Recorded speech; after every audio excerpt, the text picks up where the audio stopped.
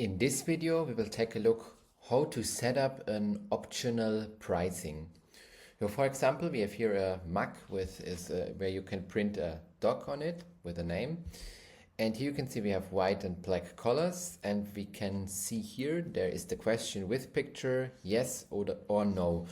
And in this case, you see the button at the moment shows at any of these points. And you see that we have created a variant which is $10 more expensive than without a picture.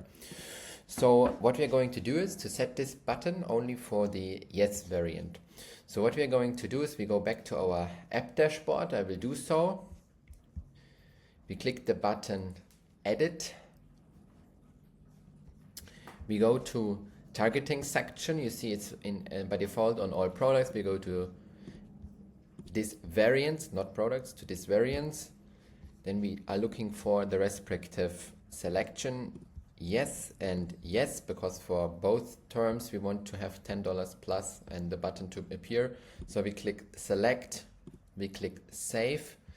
And now if we go back to the page and refresh it, we will see that by default there is no field showing, but if we go yes, then the button will appear. That's how we can create a custom additional pricing and make the button condition that it will only show if this separate pricing was selected.